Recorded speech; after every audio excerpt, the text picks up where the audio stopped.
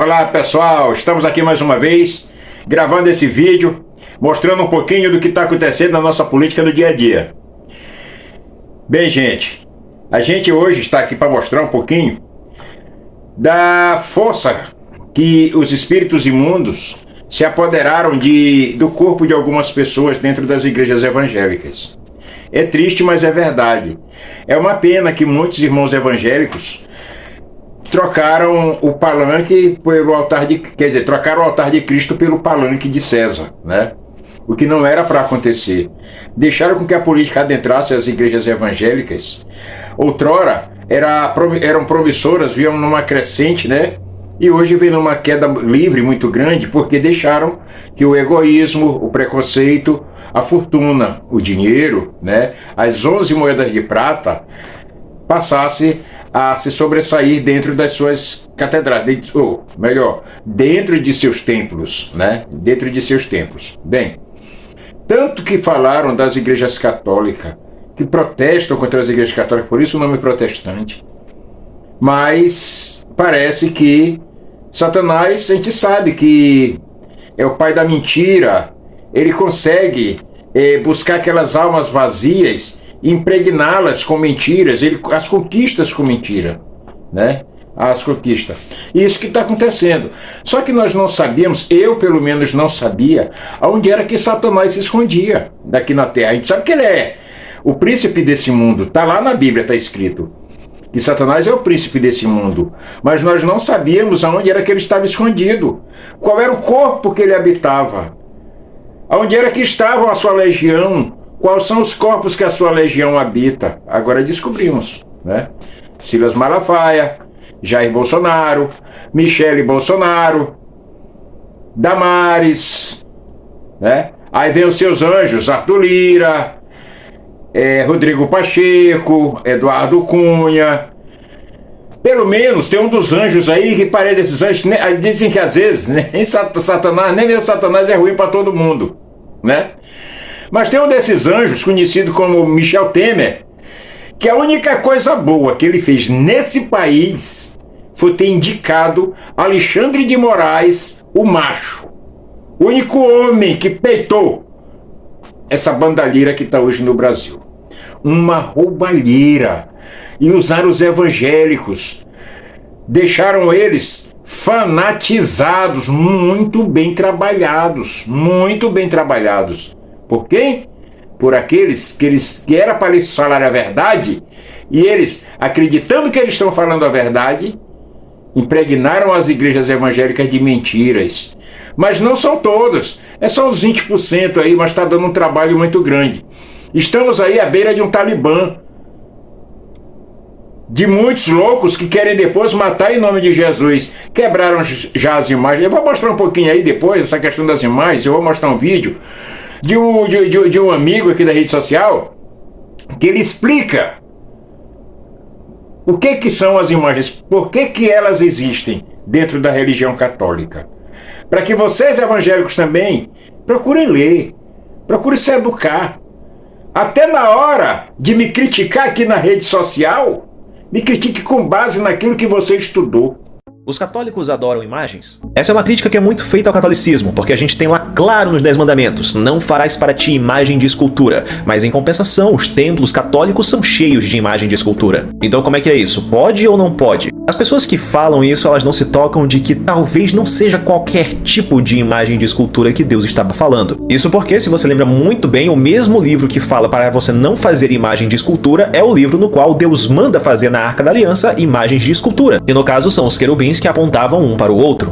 No Templo de Salomão também eram cheios de imagens de anjos e outros animais. Quando o povo foi picado por serpentes, Deus mandou que Moisés levantasse uma serpente de bronze para que todo aquele que olhasse para essa imagem de escultura fosse curado. Então, pode ou não pode fazer imagem de escultura? Isso está muito confuso. O que se entende desse versículo não é que não se pode fazer qualquer tipo de imagem de escultura ou imagens no geral, não precisa ser de escultura. O que Deus na verdade quer dizer com imagem de escultura e imagens no geral não é qualquer tipo de imagem, mas sim imagens de uma coisa chamada ídolos. Os ídolos eram basicamente imagens de escultura que os povos pagãos faziam para cultuar os seus deuses, e eles acreditavam fielmente que as estátuas desses ídolos possuíam algum tipo de poder e cultuavam as estátuas como se fosse o próprio Deus. E o Deus de Israel, que é cultuado por nós até hoje, ele não tinha uma imagem para ser cultuada. Diferente dos outros deuses, ele era um deus invisível, um deus que ninguém podia ver, porque se alguém visse a sua face, essa pessoa morreria. Então não existem ídolos capazes de representar a imagem dele.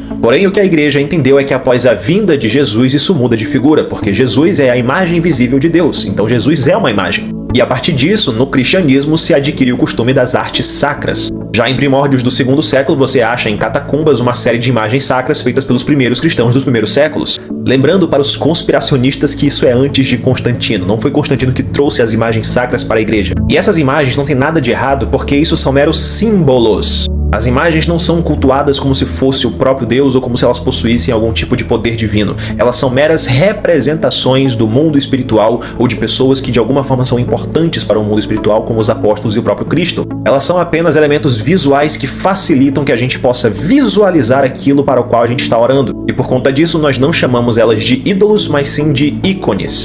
E uma curiosidade é que no início da Reforma Protestante, os ícones não eram vistos de forma demonizada como eles são hoje. Foi só depois de algum tempo que surgiu um movimento de pessoas que começaram a quebrar os ícones das igrejas por achar que eles configuravam algum tipo de idolatria.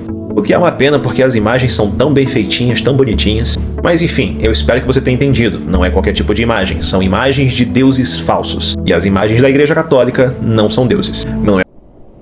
Eu tenho aqui em minhas mãos algumas anotações que eu fiz e eu vou começar aqui no primeiro ponto. Vocês acham...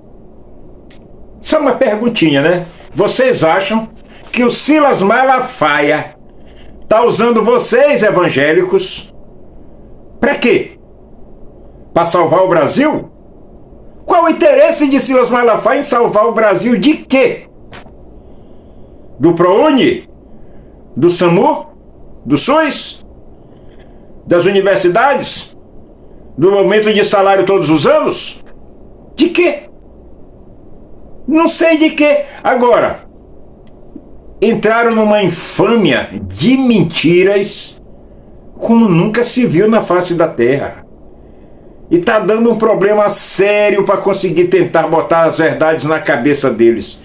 Tomara que alguns acordem antes do dia 30. Porque a tendência dessas igrejas é sumir, é serem execradas. Não se joga mais pedra em pecador, se perdoa. Não se joga mais ódio, se joga amor ao próximo. Entendam o que tua Bíblia fala. Não entenda o que o político fala. Malafaia esteve ao lado de todos os políticos. Todos. Dá uma olhada nessa imagem aí, ó. Todos. E a maioria estão presos. A maioria presos. Incrível, né? Ele esteve ao lado de todos os bandidos e mostrou para vocês, dizendo para vocês que era o certo. Não é verdade? Será que eu estou errado? Ele não disse para vocês que era o certo? Bem, mas vamos lá. O que leva o Malafaia a fazer tudo isso? Gente, as 11 moedas de prata. É essa que ele gosta. São essas moedas que ele gosta. Por isso que ele trocou, vendeu o altar e o transformou em palanque. Isso já não é de agora com Bolsonaro. Já foi com Pezão. Já foi com Garotinho. Já foi com muitos outros. Eu vou mais aqui, mais recente. Por que vocês acham que de repente o Leonardo, o milionário Zezé de Camargo, o milionário, esses outros aí, cantores sertanejos, que eu não curto muito isso aí, que, para falar a verdade, não são nem sertanejos, são cantores bregas. Sertanejo pra mim é Luiz Gonzaga, Dominguinho, esses são sertanejos. Patativa do Assaré, são sertanejos, mas esses aí são cantores bregas, que fazem muito sucesso, por sua vez, mas perderam estão perdendo o seu povo na região Nordeste e em muitas partes do Brasil. Por que vocês acham que esses caras foram apoiar Bolsonaro? A troco de que esses caras foram apoiar Bolsonaro? Dinheiro, dívida, gente. Muita dívida. O dinheiro que está sendo roubado da nossa educação, que era para ir para a nossa educação, está sendo perdoado a dívidas deles. O dinheiro que era para a saúde, para o desenvolvimento, para o nosso desenvolvimento social, estão se perdendo no bolso desses milionários que não pagam seus impostos. Só em troca de apoio para Bolsonaro não cair. Por que vocês acham que o Arthur Lira ainda não colocou mais de 150 pedidos de impeachment em votação na Câmara? É muito dinheiro desse orçamento secreto. Povo de Deus, acordem. O que aconteceu agora? Vamos ver aí o que aconteceu agora. Até a senadora Elisiane Gama,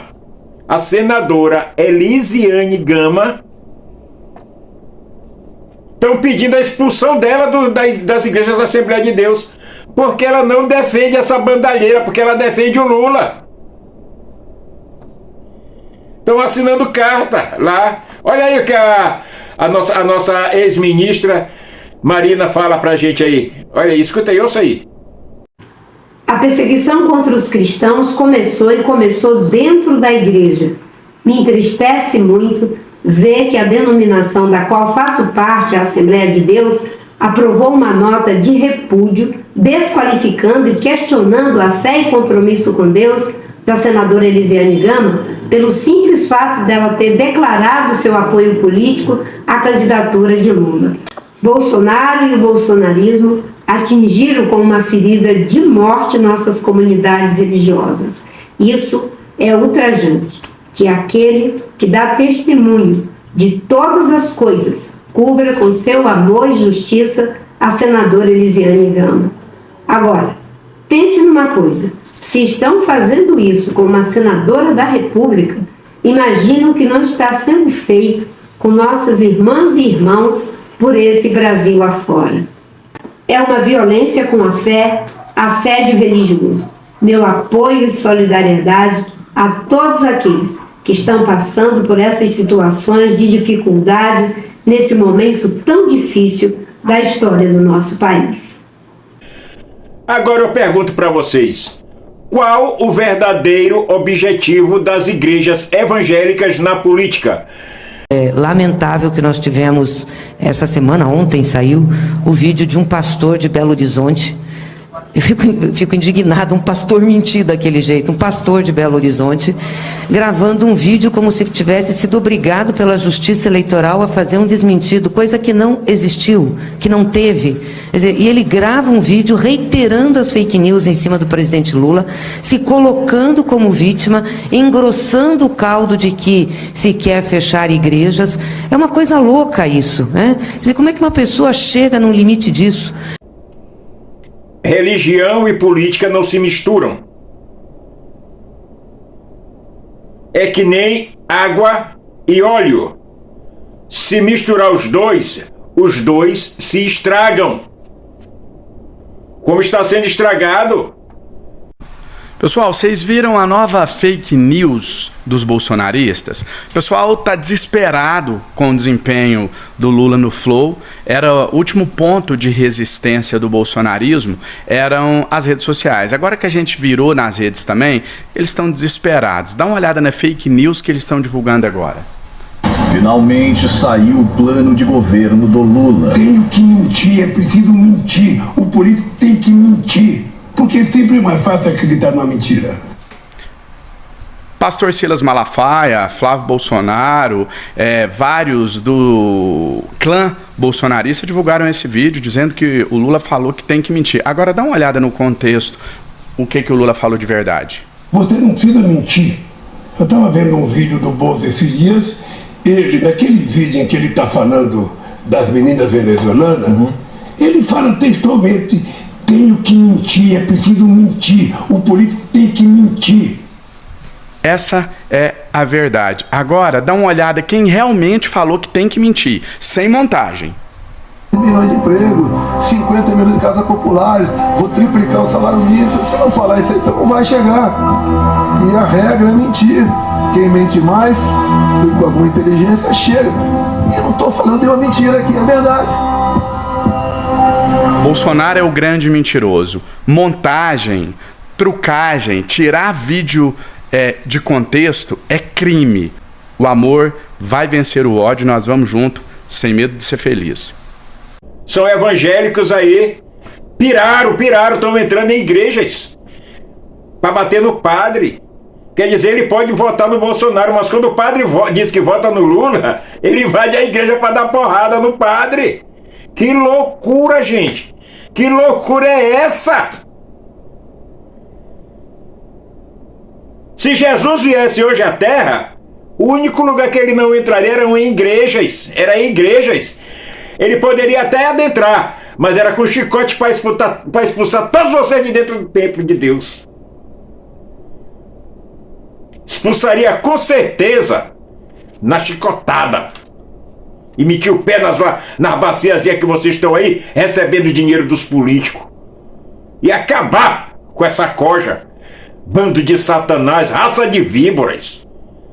Usam a política com fins próprios, para fins próprios. Usam o nome de Deus como demagogia para enriquecimento ilícito. Vendem a palavra do Senhor. Respeitem Deus. Deus não é brincadeira.